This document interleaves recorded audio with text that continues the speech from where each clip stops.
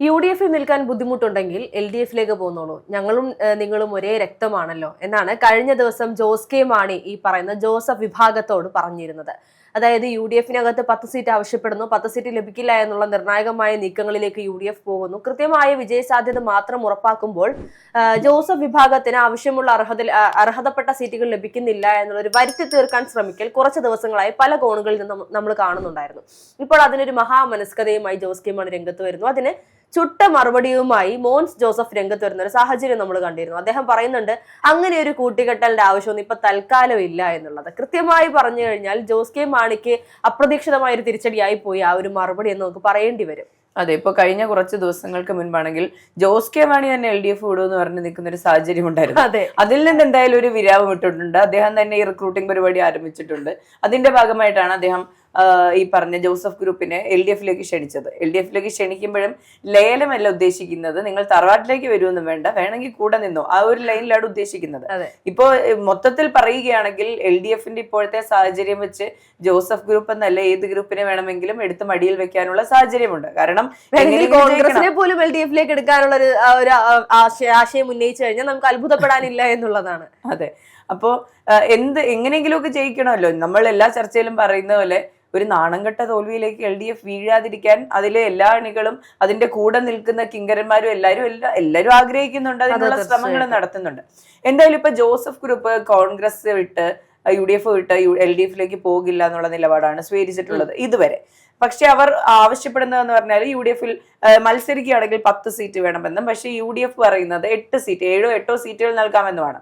പക്ഷെ അതിൽ UDF പക്ഷം എന്ന് പറയുന്നത് ഒരു ലോജിക്കൽ വശമാണ്. ഇപ്പോൾ VD സതീശൻ അടക്കമുള്ള നേതാക്കൾ പറയുന്നത് 110 സീറ്റോടുകൂടി ഞങ്ങൾ വിജയിക്കുമെന്നാണ്. അതിൽ ഈ പറഞ്ഞ 3 സീറ്റ് പോലും ഇപ്പോൾ ജോസഫ് ഗ്രൂപ്പിന് കൊടുക്കുന്ന 10ൽ 10 സീറ്റും വിജയിക്കാനുള്ള സാധ്യതയൊന്നുമില്ല. അതുകൊണ്ട് തന്നെ അതിൽ ഏറ്റവും വിജയ സാധ്യതയുള്ള സീറ്റുകൾ കൊടുക്കാമെന്ന് ആഗ്രഹിക്കുന്നു. ഈ 3 സീറ്റുകൾ പോലും നിർണായകമാകുന്ന ഒരു നിയമസഭാ തെരഞ്ഞെടുപ്പിനെയാണ് നമ്മൾ മുന്നിൽ കാണാൻ പോകുന്നത്. അതുകൊണ്ട് തന്നെ UDF പറയുന്ന കാര്യം വളരെ ലോജിക്കലാണ്. പിന്നെ ഈ പറഞ്ഞ ഘടകകക്ഷികളെല്ലാം വളരെ ഇമ്പോർട്ടന്റ് ആയതുകൊണ്ട് തന്നെ ഈ പറഞ്ഞ 7 സീറ്റുകളും വളരെ പ്രധാനമായതുകൊണ്ട് തന്നെ ഇതിന് വഴങ്ങിക്കൊടുക്കാനുള്ള സാധ്യതയും കൂടുതലാണ്. അത് ഈ പറഞ്ഞതുപോലെ നമ്മൾ സ്ഥാനാർത്ഥി പട്ടിക പുറത്തു വരുമ്പോൾ അല്ലെങ്കിൽ ഈ ചർച്ചകളെല്ലാം പൂർത്തിയാകുന്ന മുറയ്ക്കാണ് ഇത് മനസ്സിലാക്കാൻ സാധിക്കും. അതെ, തീർച്ചയായിട്ടും. കഴിഞ്ഞ ദിവസം ഇത്തരത്തിൽ ഈ പറയുന്നത് പോലെ ജോസഫ് വിഭാഗത്തിന്റെ ഭാഗത്തുനിന്ന് ഒരു മറുപടി ഉണ്ടായിരുന്നു ഈ കോൺഗ്രസിലേക്ക്. അതായത് ഈ പറയുന്ന 10 സീറ്റുകൾ ഞങ്ങൾക്ക് തരില്ല എന്ന് പറയുമ്പോൾ ബാക്കി 130 സീറ്റുകളിലും ഈ ഒരു തീരുമാനം തന്നെയായിരിക്കണം എടുക്കേണ്ടത്. വിജയ സാധ്യത ഉറപ്പാക്കുമ്പോൾ ആരുടെയും മുഖം നോക്കില്ല എന്ന് പറയുമ്പോൾ അത് മറ്റു പല ഘടക കക്ഷികളിലും അല്ലെങ്കിൽ മറ്റു പല പറയുന്ന പാർട്ടികളിലും ഇത് പ്രാവർത്തികമാക്കണം എന്നുള്ളത് തന്നെയാണ് അവർ പറഞ്ഞു വെക്കുന്നത്.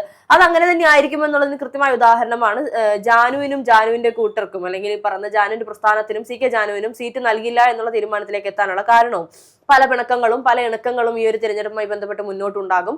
സ്വാഭാവികമായ കാര്യം തന്നെയാണ്. പക്ഷേ അവസാനം വിജയം മാത്രം ലക്ഷ്യം വെച്ചാണ് മുന്നോട്ട് പോകുന്നത് എന്നുള്ള സാഹചര്യം വരുമ്പോൾ ഈ പറയുന്ന എതിർത്ത് നിൽക്കുന്ന ഘടകകക്ഷികൾ പോലും അവസാന ഘട്ടത്തിൽ കോൺഗ്രസിനൊപ്പം ചേർന്ന് നിൽക്കുമെന്നുള്ളത് തന്നെയാണ്. കോൺഗ്രസ് എടുക്കുന്ന തീരുമാനങ്ങൾ അല്ലെങ്കിൽ UDF മുന്നണി എടുക്കുന്ന തീരുമാനങ്ങൾ എന്താണോ അതോടൊപ്പം പോകും. കാരണം ഇപ്പോൾ വാശി പിടിച്ച് നിന്നാൽ ഇവർ വിജയിച്ച് ഈ പറയുന്ന 10 സീറ്റിൽ 7 സീറ്റിലും വിജയിച്ചു 3 സീറ്റിൽ തോൽവി ഏറ്റുവാങ്ങിയാലും പൂർണ്ണമായും കോൺഗ്രസ് തരംഗം സൃഷ്ടിക്കാൻ സാധിച്ചില്ലെങ്കിൽ, ഒരു മാറ്റം സാധിച്ചില്ലെങ്കിൽ MLA ആയി തന്നെ തുടരുന്നത് പോലെ തന്നെ നിൽക്കേണ്ടി വരും. അത് കഴിഞ്ഞ ദിവസങ്ങളിൽ പല നേതാക്കന്മാരും പലരും പറഞ്ഞതുപോലെ തന്നെ ഇനിയും ഈ പറയുന്ന കോൺഗ്രസ് പ്രതിപക്ഷത്ത് തന്നെ ഇരിക്കുകയാണെങ്കിൽ കേരളത്തിൽ കോൺഗ്രസ് എന്ന് പറയുന്ന അല്ലെങ്കിൽ UDF എന്ന് പറയുന്ന മുന്നണി പോലും ഇല്ലാതെയാകുന്ന ഒരു നിലയിലേക്ക് കാര്യങ്ങൾ കൊണ്ടെത്തിക്കും.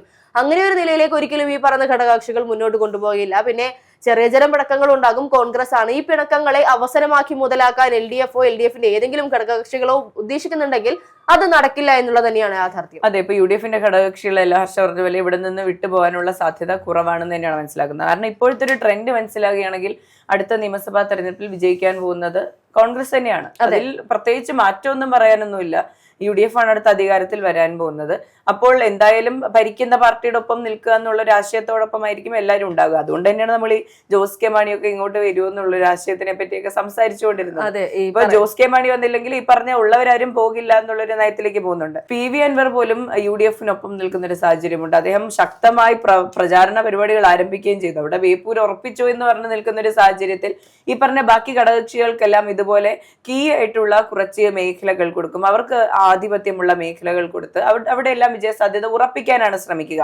ഈ പറഞ്ഞതുപോലെ ഇപ്പൊ ജോസഫ് ഗ്രൂപ്പ് മത്സരിച്ച് വിജയിക്കാൻ സാധ്യതയില്ല എന്ന് പറയുന്ന സീറ്റുകളിലേക്ക് വെറുതെ ഒരു സ്ഥാനാർത്ഥിയെ നിർത്താതെ ഈ പറഞ്ഞതുപോലെ UDFന്റെ വേറെ ഏതെങ്കിലും സ്ഥാനാർത്ഥി അല്ലെങ്കിൽ അവിടെ UDF-നൊപ്പം ചേർന്ന് നിൽക്കാൻ പറ്റുന്ന ഒരു സ്വതന്ത്ര സ്ഥാനാർത്ഥി, അങ്ങനെ എല്ലാ സാധ്യതകളും ഉപയോഗിക്കാൻ തന്നെയാണ് സാധ്യത കൂടുതലായിട്ടുള്ളത്. ഇപ്പോൾ കൃത്യമായ ഒരു ഇലക്ഷൻ എഞ്ചിനീയറിംഗ് നടക്കുന്നുണ്ട്. അതാണ് നമുക്ക് ഓരോ ഘട്ടങ്ങളിലായുള്ള സ്ഥാനാർത്ഥികളുടെ ഡിക്ലറേഷനിൽ നിന്ന് നമുക്ക് മനസ്സിലാകുന്നത്.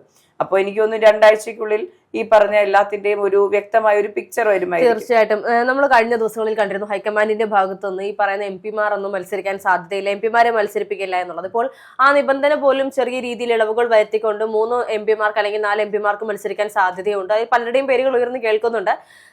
ഈ പറയുന്ന പല കടുംപിടുത്തങ്ങളും കനകോലുവിന്റെ റിസർച്ച് ടീമിന്റെ ഒരു ഉദ്ദേശത്തോടു കൂടി അല്ലെങ്കിൽ അവരുടെ ഒരു നിർദ്ദേശത്തോടു കൂടി പല കടുംപിടുത്തങ്ങളും മാറിക്കൊണ്ടിരിക്കുന്ന ഒരു സാഹചര്യമാണ്. ഇവരുടെയൊക്കെ അൾട്ടിമേറ്റ് ലക്ഷ്യം എന്ന് പറയുന്നത് വിജയം മാത്രമാണ്. അതിനപ്പുറത്തേക്ക് മറ്റൊന്നും ഇപ്പോൾ തൽക്കാലത്തേക്ക് ആലോചിക്കുന്നില്ല എന്നുള്ളതാണ് യാഥാർത്ഥ്യം. നമ്മളൊരു സമയത്ത് പറഞ്ഞു MP-മാരൊക്കെ കേരളത്തിൽ നിയമസഭയിലേക്ക് മത്സരിക്കുമ്പോൾ അവിടെ MP-മാരായി വീണ്ടും ഉപതെരഞ്ഞെടുപ്പുകൾ വരുന്ന സമയത്ത് ലോക്സഭാ തെരഞ്ഞെടുപ്പിന് ഉപതെരഞ്ഞെടുപ്പ് വരുമ്പോൾ അവിടെ വിജയ സാധ്യത ഉറപ്പാക്കാൻ ഇവർക്ക് സാധിക്കണം എന്നുള്ളത് അതൊക്കെ സെക്കൻഡറി ആണ്. ആദ്യം കേരളത്തെ അധികാരത്തിൽ വരട്ടെ എന്നാണ് ഇപ്പോഴത്തെ ഒരു നീക്കത്തിൽ നമുക്ക് മനസ്സിലാക്കാൻ സാധിക്കുന്നത്.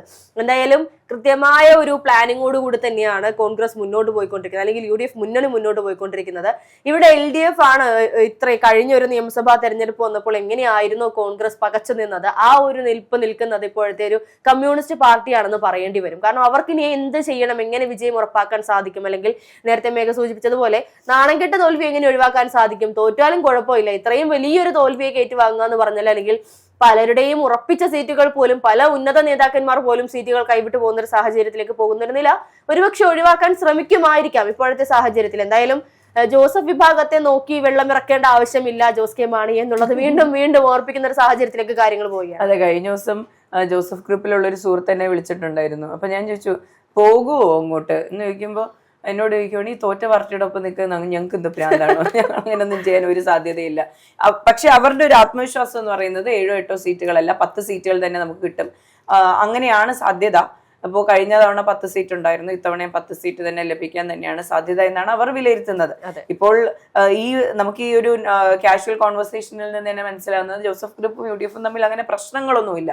ഇപ്പോൾ ജോസ് കെ മാണി ഇങ്ങനെ ഒരു ക്ഷണം നടത്തുമ്പോൾ അയാൾക്ക് ഒരു സമൂഹത്തിൽ ഒരു തോന്നൽ ഉണ്ടാകുമല്ലോ, എന്തൊക്കെയോ പ്രശ്നങ്ങളുണ്ട്, പുറത്തു പോകാൻ സാധ്യതയുണ്ടത്.